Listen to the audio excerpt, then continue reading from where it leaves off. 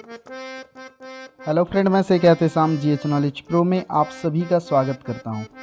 तो आप लोगों का काफ़ी कमेंट आ रहा था काफ़ी दिन से कि सर 2016 से अब तक जो भी OSSTT या फिर CVT हुआ है सारे का वीडियो बनाएं। तो आज हम शुरू करेंगे 2016 OSSTT का जो हिंदी क्वेश्चन है उसे आलोचना करेंगे। ये आपका उड़िया सेक्शन था और ये अंग्रेज़ी।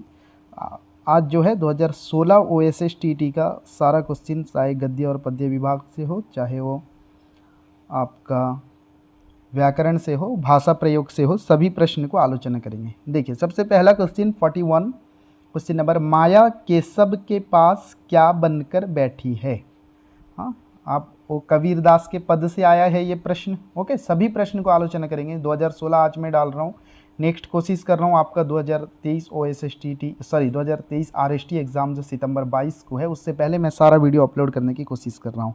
तो माया केशव के पास क्या बनकर बैठी है। हाँ, वो कबीरदास के पद से आया है, माया महा ठगिनी हम जानी। ओके, हाँ, केशव के घर कमला होई बैठी, तो केशव के घर में क्या होकर बैठी है माया, कमला होकर बैठी है। Okay, D number correct answer है। ओके, नेक्स्ट लाइव क्लास, आप लोग बार बार पूछ रहे हैं नेक्स्ट लाइव क्लास, ये RST के बाद नेक्स्ट लाइव क्लास स्टार्ट होगा। अभी RST exam already class complete है। आप इस नंबर पे व्हाट्सअप कर सकते हैं 9437122693। ओके, 9437122693 इस पे व्हाट्सअप कर सकते हैं नेक्स्ट बैच के लिए ज्वाइन करने के लिए। ओके, अभी क्लास ऑलरेडी कंप्लीट है। नेक्स्ट देखिए, गोरे नंद जसोदा गोरी तूकत श्याम शरीर।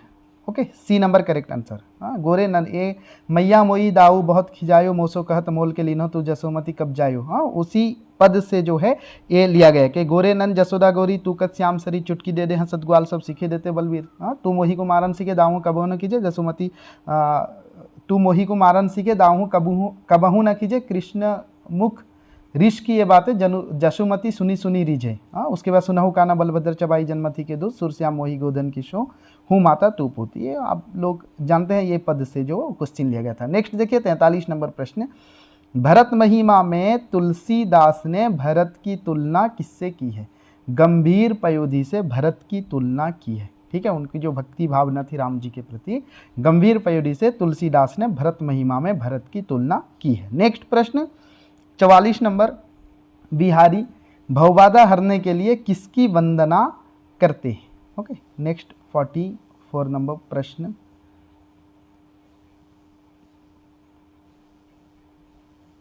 नेक्स्ट जो है 44। हाँ, बिहारी भवबाधा हरने के लिए मेरी भवबाधा हरो राधा नागरी सोई जा तन की झाई पर कृष्ण हरिद्यति हुई, उस दोहे से लिया गया है। तो बिहारी भवबाधा हरने के लिए क्या करते हैं, राधा नागरी की उपासना करते हैं। अपने पास 10-20 मन ना होने की बात किसने कही कि हमारे पास एक ही तो था, सो गयो श्याम संग को आराध्य ईश।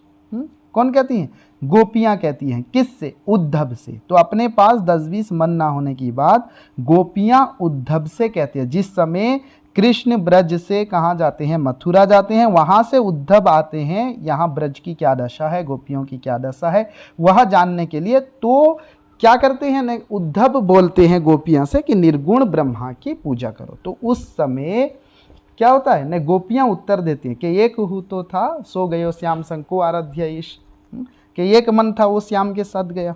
तो आप ये पद जो है समझे होंगे, पढ़े होंगे। नेक्स्ट क्वेश्चन नंबर 46, ये है सिंदूर की होली नाटक से, क्वेश्चन नंबर 46। ओके, तो देखते हैं इस क्वेश्चन को। सिंदूर की होली से है, सिंदूर की होली नाटक में मुरारी लाल ने किसकी हत्या की। तो उसमें देखना मनोज शंकर के पिता की हत्या की।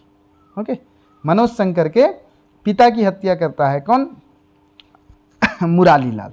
आषाढ़ का एक दिन नाटक में मृग शावक किसके बाण से आहत हुआ था। तो मृग शावक जो है ये दंतुल के बाण से जो है आहत हुआ था, जिसे लेकर कालिदास कहाँ आते हैं, मल्लिका के घर में आते हैं। फिर वहाँ से जो है आषाढ़ का एक दिन नाटक जो है वहाँ कालिदास आते हैं मल्लिका के घर में। मल्लिका अपनी माँ अंबिका के साथ ही बातचीत करती होती है। ओके, आप आषाढ़ का एक दिन नाटक पढ़े होंगे और समझे होंगे। गौरा कौन है, महादेवी वर्मा की गाय का नाम जो है गौरा है। ओके, नेक्स्ट देखिए 49। रजिया का पेशा क्या था? रजिया का पेशा क्या था? तो रजिया रेखा चित्र में रजिया का पेशा क्या है? चूड़ी हरिन थी। हाँ, चूड़ी बेचने का इसका काम था। तो D number correct answer. Next, Ashtavakra का लालन पालन कौन करता था?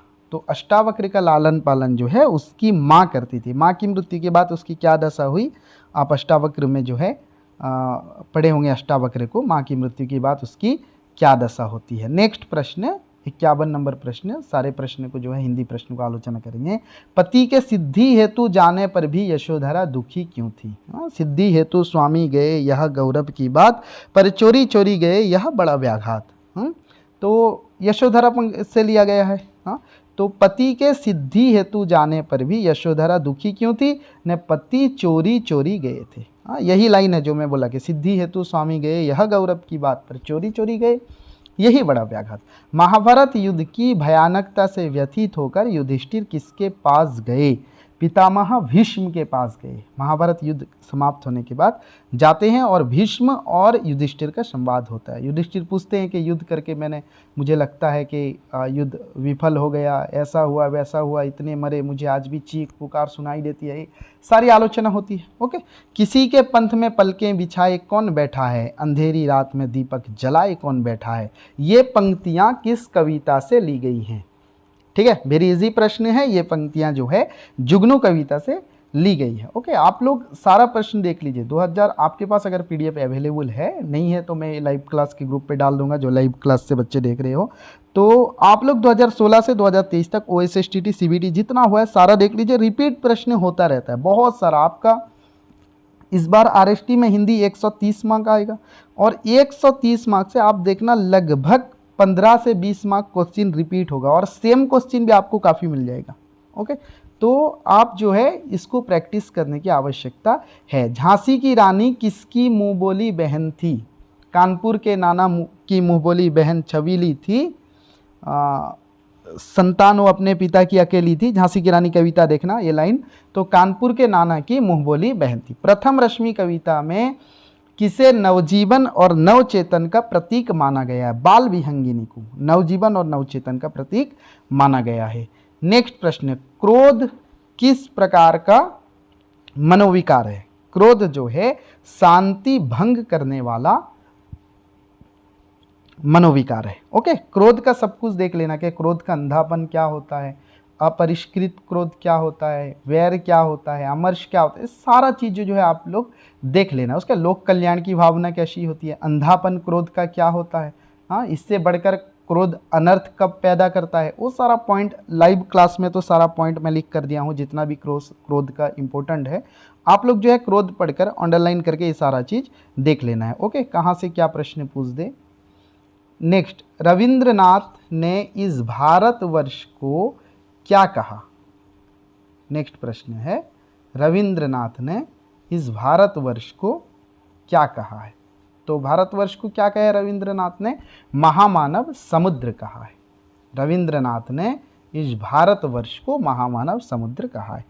मरते समय भोला राम की उम्र क्या थी? हाँ, इसको लेकर आप लोगों में काफ़ी चर्चा है। मैं लाइव क्लास के बच्चों से बोला भी था कि करेक्ट आंसर जो है 65 साल होगा। काफ़ी बच्चे बोल रहे थे सर कोई किताब का मुझे कॉपी भी भेज रहे थे पीक उठाकर जिस पे 60 साल दिया। देखिए, रिटायरमेंट के 5 साल बाद भोलाराम मरा था, उसकी आयु 65 साल। अगर आप लोग जो मुझे किताब का एक पेज दे रहे हैं, किसी किताब पे गलती हो गई है कि 60 साल लिख दिया है कि मरते समय भोलाराम की उम्र 60 थी, तो यहाँ पर देखिए आपको ऑप्शन में ही 60 नहीं है। ओके, 77 साल है, ठीक है, 62 साल है, 70 साल है, 65 साल है, तो 60 तो है ही नहीं, 60 तो है ही नहीं आपका ऑप्शन पे। तो मरते समय भोलाराम की उम्र क्या थी? 65 साल थी। ये गलती काफ़ी बच्चे 60 साल यहाँ पर बोलते हैं और कई किताब में भी 60 साल दे दिया है, लेकिन एक्चुअल इसका आंसर 65 साल है, याद रखना इसे। ओके, नेक्स्ट, कर्मभूमि उपन्यास में कहाँ जाने की बात सुनकर मुन्नी खिल उठी? तो कर्मभूमि उपन्यास में हरिद्वार जाने की बात सुनकर मुन्नी खिल उठती है। पाटलिपुत्र के आर्यश्रेष्ठ मृत्युंजय जन्म से क्षत्रिय लेकिन कर्म से क्या थे? चित्रलेखा उपन्यास से, ठीक है। चित्रलेखा कहाँ की नर्तकी थी? पाटलिपुत्र की नर्तकी थी। तो पाटलिपुत्र के जो आर्यश्रेष्ठ मृत्युंजय थे वो जन्म से क्षत्रिय होने पर भी कर्म से जो है ब्राह्मण थे। नेक्स्ट प्रश्न, भारतीयों ने यवन को किस चीज का दान दिया? मैं इस पर एक वीडियो भी किया था 4 लाइन पर। यवन को दिया दया का दान, चीन को मिली धर्म की दृष्टि, मिला था सील के। यवन को दिया दया का दान, चीन को मिली धर्म की दृष्टि, मिला था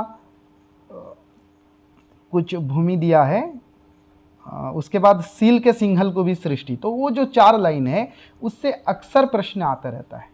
ठीक है, मिला था स्वर्ण भूमि को रत्न, सील के सिंहल को सृष्टि। हाँ, ये लाइन था।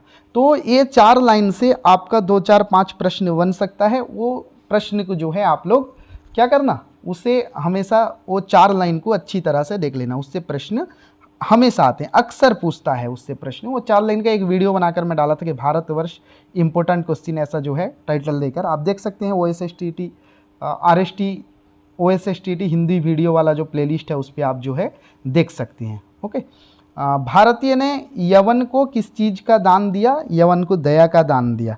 किसके कंधे पर बाँह डाले संध्या सुंदरी उतर रही थी? सखी निरप्ता के कंधे पर बाँह डाले वो संध्या सुंदरी परीसी अंबर पथ से आ रही थी धीरे धीरे धीरे। तो सखी निरप्ता किसके कंधे पर बाँह डाले? सखी निरप्ता के कंधे पर। क्वेश्चन ये भी पूछ सकता है कि संध्या सुंदरी की सखी कौन है? निरप्ता है, जिसके कंधे पर वो बाँह डालकर जो है धीरे धीरे आ रही थी। नेक्स्ट प्रश्न देखिए, 63 नंबर प्रश्न, पत्थर तोड़ने वाली का मन कहाँ रत था?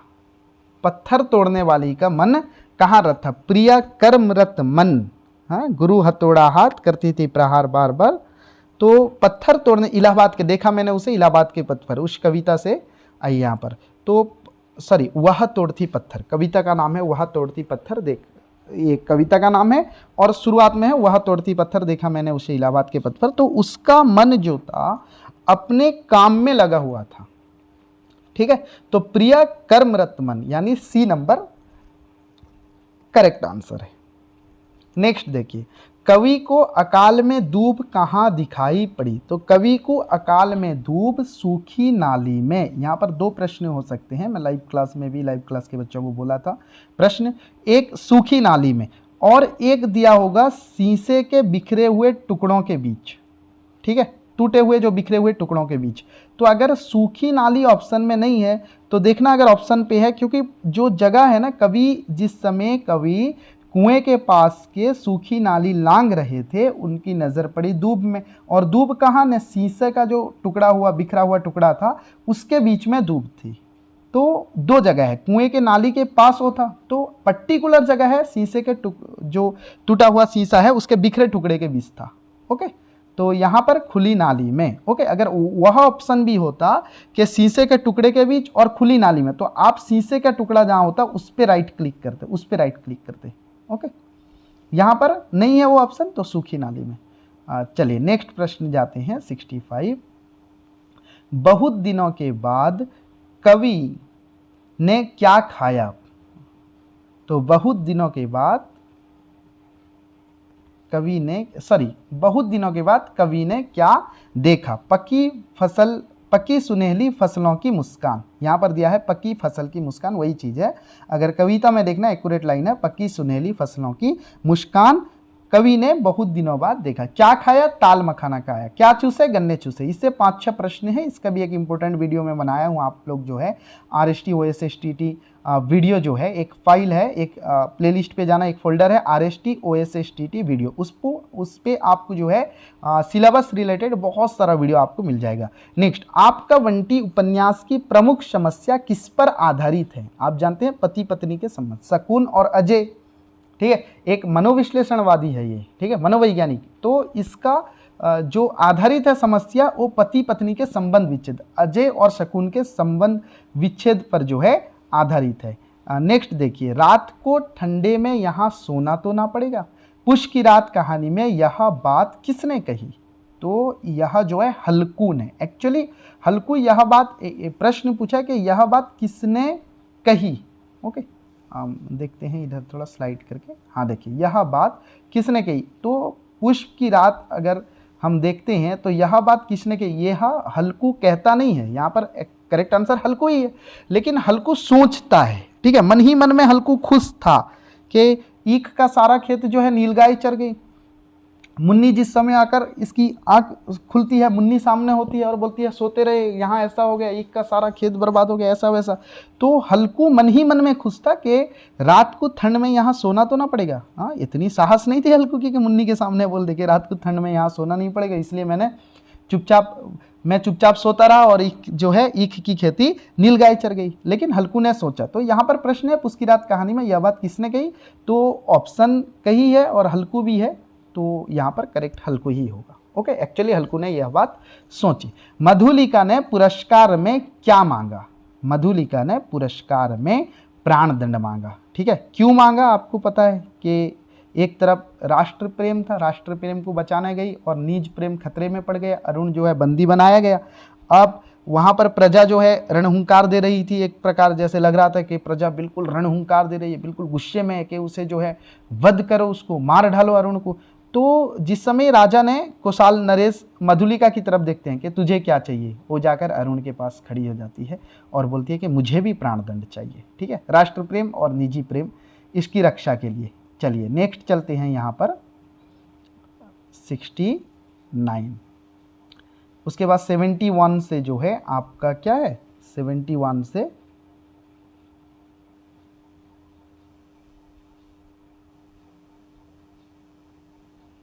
आपका ग्रामर है। गर्मियों के दिन कहानी में किसके अभावग्रस्त जीवन का उद्घाटन अत्यंत सूक्ष्म दृष्टि से किया गया है। गर्मियों के दिन में तो अभावग्रस्त जीवन कविराज, प्रोफेसर कविराज नित्यानंद तिवारी, सी नंबर। ठीक है, हाँ, क्योंकि देखना कि सोबरान सिंह ने जिसे भेजा था, खलासी आया था सर्टिफिकेट लेने के लिए, वो तो चला गया, लेकिन ये जो है दोपहर बीत जाने पर भी दुकान पे बैठे रहे। तो इससे प्रतीत हो रहा है कि अभावग्रस्त जीवन श्योर था। ओके, और भी बहुत सारी चीज़ें हैं। तो गर्मियों के दिन कहानी में कविराज, प्रोफेसर कविराज नित्यानंद तिवारी यानी सी नंबर जो है करेक्ट आंसर, उनके अभावग्रस्त जीवन का उद्घाटन किया गया है। नेक्स्ट, चंद्रगुप्त को भारत का भावी सम्राट होने की भविष्यवाणी किसने दी थी। ठीक है, किसने दी थी, दांडयान ऋषि में। ओके, चंद्रगुप्त नाटक आप पढ़े होंगे, चंद्रगुप्त नाटक मैं भी एक सीरीज डाल रहा था, शायद 10-11 वीडियो डाला हूँ, 44 वीडियो बनाने हैं और अभी इतना समय नहीं मिलता इसलिए नहीं बना पाया हूँ, लेकिन ये कंसेप्ट जो है क्लियर कर दिया हूँ और ये जो है अंक भी गया है। जिस समय दांडयन के आश्रम में सभी जाते हैं, अलेक्जेंडर भी था वहाँ पर, सेल्यूकस भी था और अलका भी थी, हाँ, अंबिक भी, ये सभी थे। तो वहाँ पर जो है दांडयन ऋषि, जिस समय अलेक्जेंडर बोलते हैं कि विजय के बाद जो है मैं फिर आपके आश्रम में आपके सामने उपस्थित होगा, तो बोलते हैं कैसा विजय, ये जो है सामने भारत का भावी सम्राट बैठा है। वहाँ पर सामने कौन बैठा था, चंद्रगुप्त बैठा था। ओके, तो किसने दी थी, दांडयान ऋषि ने। चलिए अब यहाँ से ग्रामर, वे पढ़ें यह वाक्य किस काल में है, तो वे पढ़ें भविष्यत काल में है। ओके, चलिए नेक्स्ट प्रश्न, सरल वाक्य में कितने क्रियापद होते हैं, तो सरल वाक्य में कितने क्रियापद होते हैं, सरल वाक्य में एक ही क्रियापद होता है। यहाँ पर दिया सरल वाक्य में एक ही क्रियापद होगा। अगर मिश्र संयुक्त, हाँ, मिश्र यौगिक अलग चीज, सरल है तो एक ही क्रियापद होगा यहाँ पर। नेक्स्ट 73, मैंने एक सांप देखा जो बहुत लंबा था। इस मिश्र वाक्य को सरल वाक्य में परिवर्तन करने पर होगा। ये मिश्र वाक्य, मैंने एक सांप देखा जो बहुत लंबा था, मिश्र वाक्य देखिए जो बहुत लंबा था, ये आश्रित है किस पर, मैंने एक सांप देखा पर। तो मैंने एक सांप देखा जो बहुत लंबा था, ये है मिश्र वाक्य, तो इसका सरल वाक्य करेंगे मैंने एक बहुत लंबा सांप देखा, डी नंबर करेक्ट उत्तर है। नेक्स्ट प्रश्न देखिए 74, रंग में भंग होना मुहावरे का अर्थ क्या है। तो नेक्स्ट बैच जो है आप लोग काफ़ी प्रश्न आता है कि sir live class, next batch शुरू होगा आरएसटी एग्जाम के बाद, आप ओएसएसटीटी उसके बाद फिर आरएसटी शुरू करेंगे। ये मेरा व्हाट्सअप नंबर है, आप व्हाट्सअप कर सकते हैं नेक्स्ट बैच में ज्वाइन करना। अभी बैच कंप्लीट है, रिकॉर्डेड क्लास अवेलेबल है, लेकिन बैच कंप्लीट है, एग्जाम के लिए और कम दिन बाकी है। तो न्यू एस्पिरेंट्स जो भी ज्वाइन करना है नेक्स्ट बैच पे ज्वाइन करना। तो रंग में भंग होना मुहावरे का अर्थ क्या है, रंग में भंग होना, मज़ा खराब हो जाना। ओके, एक मज़ा, रंग में भंग होना, कुछ चीज़ चला है जो बच्चे खुशी हैं, सभी खुशी है, और उस पर कुछ एक ऐसा चीज़ हो जाए जो पूरा मज़ा खराब हो जाए, इसे बोलते हैं रंग में भंग होना। ना नौमन तेल होगा ना राधा नाचेगी, ये आप कहावत सुने होंगे, है? रंग में भंग होना वो मुहावरा है, ये कहावत है कि ना नौमन तेल होगा ना राधा नाचेगी, इसका अर्थ है असंभव सा शर्त। ओके, इस कहावत का अर्थ है असंभव शर्त। तो नेक्स्ट दिया 76 पुल्लिंग शब्द, घटना, आईना, वंदना, प्रार्थना। ठीक है, आकरण शब्द बहुवचन में परिवर्तन होगा। आकरण शब्द अगर बहुवचन में ए होता है स्त्रीलिंग, बहुवचन में ए होता है तो पुल्लिंग। नियम नंबर 2.12। ठीक है, आपको जो लाइव क्लास में दिया हूं मैं, जो लाइव क्लास से बच्चे देखते हो, तो वो जो 4 में दिया हूं, 4 नियम 8 पॉइंट, उसमें से देखना। तो उस हिसाब से घटना घटनाएं, वंदना वंदनाएं, प्रार्थना प्रार्थनाएं स्त्रीलिंग शब्द है, आईना जो है पुल्लिंग शब्द है। मेज का बहुवचन क्या है? तो मेज का बहुवचन मेजें, क्योंकि मेज शब्द जो है स्त्रीलिंग शब्द है और अकारण स्त्रीलिंग शब्द जो है ए हो जाते हैं, तो मेज मेजें। ओके, अकारण स्त्रीलिंग शब्द ए। नियम नंबर 1 पॉइंट नंबर 2। ओके, चलिए नेक्स्ट, नए परसर्ग किस कारक में आता है? नए परसर्ग किस पे आता है? कर्ता कारक पे आता है। कर्ता ने कर्म को करण से, संप्रदान को के लिए, अपदान से, विभक्ति चिन्ह कारक और उसकी विभक्ति चिन्ह। तो नए परसर्ग जो है ये कहाँ आता है? कर्ता कारक में आता है। और एक चीज, नए परसर्ग भूतकाल में आता है, प्रेजेंट में नहीं आता, फ्यूचर पे नहीं है, ये केवल भूतकाल में आएगा। फिर भूतकाल के और कुछ कैटेगरी है, जैसे अपन भूत है, हेतु हेतु, ये और कुछ कैटेगरी है, और अकर्मक क्रिया है, वो सारी चीज में भी क्या होता है? नहीं, ये नहीं आता है। सकर्मक क्रिया होगी तो ये जो है नए परसर्ग आएगा। ओके, नियम आपको जो है आप कारक और विभक्ति अगर पढ़े होंगे सही से, आपको पता चला होगा। तो नए परसर्ग किस कारक में आता है? एक कर्ता कारक में आता है।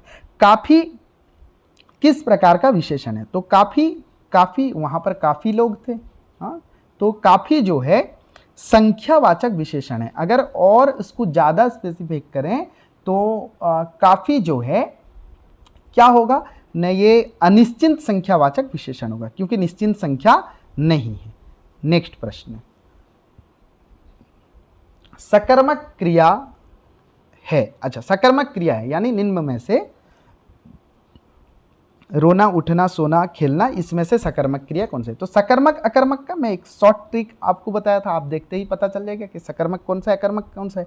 उस हिसाब से देखते ही खेलना, ठीक है, फुटबॉल खेलना, क्रिकेट खेलना, इससे पता चल जाता है। तो सकर्मक क्रिया जो है खेलना है। बाकी रोना, सोना, उठना, उस पर आप लोग जो है रूल्स डालकर देखिए, सूत्र डालकर देखिए, जो शॉर्ट ट्रिक बताया गया था उस पर जो है नहीं सेट नहीं होगा, तो इसलिए वो अकर्मक क्रिया, ये जो है सकर्मक है। सिंपल, सकर्मक अकर्मक आपको कोई दिक्कत नहीं होगी। गद्यपाठ योजना का अंतिम सोपान कौन सा है? तो गद्यपाठ योजना का अंतिम सोपान जो है वह प्रयोग का सोपान है। एक्चुअली किसी योजना का जो है, कोई भी योजना हो, ठीक है, किसी भी योजना का अंतिम सोपान जो है प्रयोग का सोपान होता है। चाहे गद्य पाठ योजना हो, पद्य पाठ योजना हो, चाहे व्याकरण पाठ योजना हो, कोई भी पाठ योजना है, अंतिम सोपान है क्या? ने अंतिम सोपान प्रयोग का सोपान है, जिसमें कक्षा कार्य किया जाता है, व्याकरणिक कार्य हो, रसानुभूति कार्य, कोई भी कक्षा कार्य के रूप में किया जाता है। फिर उसके बाद जो है होम टास्क यानी गृह कार्य दिया जाता है। वो किसी भी पाठ योजना हो उसका अंतिम सोपान जो है प्रयोग है, और प्रयोग के 2 सब पॉइंट जो कक्षा कार्य और गृह कार्य। ओके, नेक्स्ट, पद्य पाठ में सस्वर अनुकरण वाचन के बाद कौन सा सोपान आता है? एक्चुअली ये एक सोपान के अंतर्गत है। प्रस्तुतिकरण 5 सोपान है, जैसे प्रस्तावना, उद्देश्य कथन, प्रस्तुतिकरण, पुनरावृत्ति और प्रयोग। ये 5 सोपान में तीसरा सोपान है प्रस्तुतिकरण, और तीसरे के अंदर जो है 6 पॉइंट है। ओके, 6 पॉइंट है। तो पद्यपाठ में सस्वर अनुकरण के बाद कौन सा सोपान यानी कौन सा पॉइंट आता है? तो सस्वर अनुकरण वाचन कर दिए, उसके बाद क्या आएगा? बोध ज्ञान प्रश्न। तो वही बोध ज्ञान प्रश्न को ही भावबोध प्रश्न कहते हैं। डी नंबर करेक्ट आंसर है। बोध ज्ञान प्रश्न जो है, भावबोध प्रश्न जो है वही है, सेम। और इसका और एक भी नाम है ज्ञानमूलक प्रश्न। ओके, याद रखना, कब कौन सा पूछ दे, ज्ञानमूलक प्रश्न पूछ देगा, आप बोलेंगे बोध ज्ञान प्रश्न था, अब ज्ञानमूलक प्रश्न क्या हो गए? तो भावबोध प्रश्न, बोध ज्ञान प्रश्न, ज्ञानमूलक प्रश्न, सब वही नाम है। और भी इसके अलग अलग जो है, उसके बाद जैसे आपका चिंतामूलक प्रश्न है, उसके बाद जो है मूल्यांकन के प्रश्न है, उसके भी अलग अलग नाम है। नेक्स्ट, व्याकरण को बोधगम्य बनाने के लिए क्या करना अधिक उचित है? अधिक उचित, उदाहरण द्वारा नियम पर आना, नियम बताकर उदाहरण देना, पाठ पढ़ाते समय व्याकरण की चर्चा करना, नियमों को रट कर याद, देखिए रट्टा नहीं मारना है, किसी चीज को समझना है, समझना, रट्टा तो बिल्कुल नहीं मारना है। तो यहाँ पर व्याकरण को बोधगम्य बनाने के लिए हम जानते हैं मनोवैज्ञानिक विधि जो है वह आगमन विधि है। तो मनोवैज्ञानिक विधि है आगमन विधि, तो आगमन विधि से ही पढ़ाना। तो आगमन विधि क्या है? उदाहरण द्वारा नियम पर आना आगमन विधि है। तो ए नंबर करेक्ट है, उदाहरण द्वारा नियम पर आना आगमन विधि, और वही जो है सबसे बेस्ट है। ओके, से दुईटी, अब ट्रांसलेशन, से दुईटी कोमड़ा खाइला, इसका हिंदी में अनुवाद कीजिए। वह दो संतरे खाए, तो इसका हिंदी में अनुवाद होगा से दुईटी कोमड़ा खाइला, क्या होगा? ने उसने 2 संतरे खाए। लेकिन मैं हमेशा आपको लाइव क्लास में भी बोलता हूँ, वीडियो में भी बोलता रहता हूँ कि ट्रांसलेशन जो है, आप इसका ऐसे नहीं है कि कोई शॉर्ट ट्रिक बता दें हो जाएगा, जैसे सकर्मक अकर्मक क्रिया का था, हाँ, प्रेरणार्थक क्रिया का था, नहीं ऐसा नहीं है। आपको बहुत सारे नियम, सारे नियम इस पे आते हैं, ठीक है, कोई भी नियम। तो इसमें हमें एक को 4 में से चूज करना है कि हाँ ये सही लग रहा है, उसके बाद बाकी 3 में क्या गलती है, गलतियां हैं, उस चीज को निकालना है। अगर गलती नहीं निकाल पाते फिर हम करेक्ट कैसे समझ पाएंगे? सो से दुईटी कोमड़ा खाइला, बी नंबर सही है। अब देखते हैं ए, सी और डी में गलती क्या है। देखिए, से दुईटी कोमड़ा खाइला, वह 2 संतरे खाए, वह नहीं होगा, उसने, क्योंकि भूतकाल में वाक्य है, खाइला कंप्लीट है, यानी भूतकाल हो गया, पास्ट पे है। और खाइला मतलब खाना, खाना सकर्मक क्रिया है, टेंस पास्ट पे हो, क्रिया सकर्मक, तो यहां पर ने का प्रयोग, तो उसने 2 संतरे खाए, हालांकि हर जगह नहीं होगा। ओके, तो उसने यहां पर 2 संतरे खाए होता, तो वह है, गलत है। अच्छा, उन्होंने, से दुईटी, उन्होंने नहीं होगा, हाँ, खाइला, खाइला मतलब कोई एक है, उन्होंने नहीं होगा। और खाई ले, यहां पर जब होता कि खाई ले फिर उन्होंने होता, तो उन्होंने 2 संतरे खाए नहीं होगा। यहां पर तो संतरा भी दे दिया है, संतरे नहीं है। ओके, ये भी एक गलती है। नेक्स्ट, उसने 2 संतरा खाए, यहां संतरा है, यहां संतरे होना चाहिए, ये गलती है। नेक्स्ट 85, गंगा हिमालय रू बहु अच्छी, गंगा हिमालय से बहती है, बिल्कुल ये सही लग रहा है। फिर भी जो है हम गलती किस में है वो देख लेंगे। गंगा हिमालय से बहता है नहीं होगा, क्योंकि नदी, गंगा नदी, नदी शब्द स्त्रीलिंग है और गंगा जो है स्त्रीलिंग है। कुछ नदी पुल्लिंग है, जैसे सिंधु है, सोन है, ब्रह्मपुत्र है, ओके, बुढ़ाबड़ंगा है, येलो रिवर, तो ऐसे कुछ रिवर जो है जिसका नाम जो है क्या है, पुल्लिंग है, बाकी सब स्त्रीलिंग। तो गंगा हिमालय से बहती है, गंगा नदी शब्द जो है स्त्रीलिंग है। नेक्स्ट, गंगा हिमालय से बहकर आता है, बहकर आता दे दिया है, ये भी गलत है, हाँ ये भी गलत है, सीधा बहती है, ठीक। गंगा हिमालय से आती है, हिमालयरु आसे, गंगा हिमालय से आती है, हिमालयरु आसे नहीं, हिमालयरु बहु अच्छी बहती है, ये देना चाहिए। नेक्स्ट प्रश्न देखते हैं, हिंदी में री ध्वनि का उच्चारण किसके साथ प्राय समान है? ये मोस्ट इंपोर्टेंट है आपके हर एग्जाम पे। मैं अभी आपको बता रहा हूँ 2016 से 2023 तक आपका 5 या 6 बार OSSTT हुआ है, 2 बार CBT हुआ है। कोई ऐसा एग्जाम नहीं है जिसमें ये प्रश्न री को लेकर प्रश्न नहीं पूछा गया। आप एक एग्जाम नहीं देखा, सब में री को लेकर प्रश्न आता है, तो ये मोस्ट इंपोर्टेंट है। इसका आंसर है हिंदी में री ध्वनि का उच्चारण किसके साथ प्राय समान है? रॉ में छोटी ई। देखिए, अगर रॉ में यहाँ पर बड़ी ई दे देता फिर आप कंफ्यूज होते, बड़ी ई नहीं, रॉ में छोटी। इसको लेकर कुछ भी प्रश्न पूछता है, कोई शब्द दिया होगा, बोलेगा इसका उच्चारण कैसे होता है, हाँ, या फिर कुछ भी प्रश्न, लेकिन आपको याद रखना है कि री का संबंध रॉ में छोटी ई री से है, यह याद रखना है आपको। श्योर 1 मार्क कंपलसरी 1 मार्क मिलेगा आपको। कोई भी, हम अब तक जितना भी मैं देखा हूं, जो भी OSSTT और CBT एग्जाम हुए, सारा प्रश्न है मेरे पास प्रश्न पत्र, और ये प्रश्न तो आता ही है, कोई निसंदेह। ओके, नेक्स्ट देखिए 87, प किस प्रकार की ध्वनि है? ठीक है, इसको थोड़ा हम जो है जूम कर लेते हैं। हाँ 87 देखिए, प किस प्रकार की ध्वनि है? ठीक है, यहाँ पर जो है क्या है ना, उच्चारण स्थान के आधार पर, कंठीय है या दंतीय है या वश्य है या ओष्ठ्य है। तो प क्या है? प। आप उच्चारण कीजिए प, ओष्ठ्य, होंठ लगता है, तो प जो है ये ओष्ठ्य ध्वनि है। ओके, नेक्स्ट, अभिमान में उपसर्ग कौन सा लगा है? अभी, अ, आन, न। तो अभिमान में अभी उपसर्ग लगा है, ठीक है। उपसर्ग प्रत्यय पे आप कंफ्यूज नहीं होना, उपसर्ग जो है पहले आता है, प्रत्यय बाद में आता है, ठीक है। वरना अभिमान में आप क्या लिख देंगे ना, अन प्रत्यय लगा है, हाँ, अभी, अभिमान, अन प्रत्यय, लास्ट में अन ऐसे साउंड आता है, तो प्रत्यय जो है बाद में आएगा, उपसर्ग पहले। ओके, नेक्स्ट, नेक्स्ट, ता प्रत्यय वाला, हाँ, ता प्रत्यय वाला शब्द, ता प्रत्यय कहाँ बाद में आएगा, ता प्रत्यय वाला, लापता, सरिता, विनीता, एक एक वर्ड है, ये कोई 2 सिमिलर वर्ड ऐसे मिलकर प्रत्यय लगकर नहीं बना है, ये अपना मूल शब्द है। और नम्र के साथ ता प्रत्यय लगा है, नम्रता। Okay, D number correct answer है। पद्मालय में कौन सी संधि है? पद्म प्लस आलय, स्वर संधि। ओके, पद्मालय में स्वर संधि है। नेक्स्ट प्रश्न 91, मो बापा प्राथमिक विद्यालय रे पढ़ाउथिले। इस वाक्य को जो ओडिया में वाक्य दिया है इसे हिंदी में अनुवाद करना है। ओके, मो बापा प्राथमिक विद्यालय रे पढ़ाउथिले। देखते हैं, हम पहले सही देखेंगे फिर उसके बाद देखेंगे कि गलतियां जो क्या है उसे। तो मो बापा प्राथमिक विद्यालय रे पढ़ाउथिले, मेरे पिताजी प्राथमिक विद्यालय में पढ़ाते थे, ये सही लग रहा है, B number. Okay, B number सही है। लेकिन देखेंगे ए, सी और डी पे गलती क्या है। यहाँ पर ए नंबर पे मेरा बाप प्राथमिक विद्यालय में पढ़ाता था, तो रिस्पेक्ट है, ठीक है, पिताजी हैं तो मेरा बाप जो है ये गलत है, ठीक है। और यहाँ देखिए पढ़ाता था, ये भी गलत है। ओके, रिस्पेक्ट नहीं है। नेक्स्ट, मेरे पिताजी प्राथमिक विद्यालय में शिक्षक थे, तो शिक्षक थे यहाँ पर ओडिया में है पढ़ाऊ थिले। जब ओडिया में होता कि मो बापा प्राथमिक विद्यालय रे शिक्षक थिले तो उसका हिंदी अनुवाद होता मेरे पिताजी प्राथमिक विद्यालय में शिक्षक थे, लेकिन वहाँ ओडिया में है पढ़ाऊ थिले तो यहाँ पर शिक्षक थे, ये गलती है। मेरे पिताजी प्राथमिक विद्यालय में शिक्षा देते थे कि शिक्षा दऊ थिले नहीं पढ़ाऊ थिले, तो ये भी गलती है। ओके, नेक्स्ट देखते हैं 92, यहाँ देखिए नेक्स्ट 92 क्या है?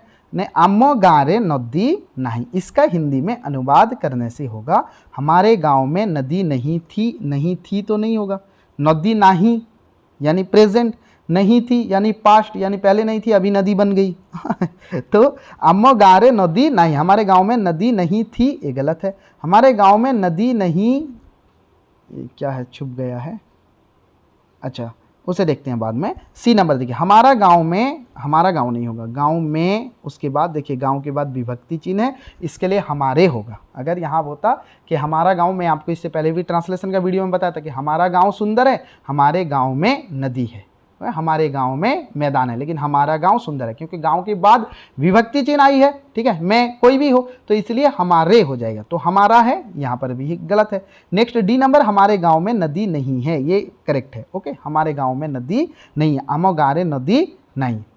बी नंबर क्या था उसे जरा देख लेंगे, हमारे गांव में नदी नहीं होगी, होगी फ्यूचर पे दे दिया है, ये भी गलती है। नेक्स्ट 93, से माने कविता पढ़ंतु। ओके, उन्होंने कविता पढ़ी नहीं, से माने उन्होंने कविता पढ़ी, वे कविता पढ़ें, वे कविता पढ़ेंगे। अच्छा, उन्होंने कविता पढ़ी, ये पास्ट पे दे दिया है, ठीक है।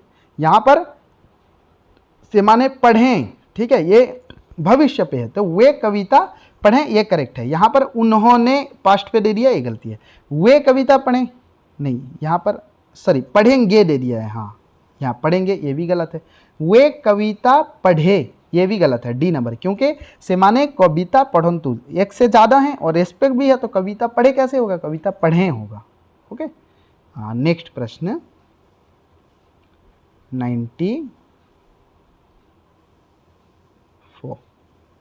ठीक है, ये प्रश्न देखिए 94। अच्छा, अपने सुख के लिए काम करना पाप है, क्यों पाप है भाई?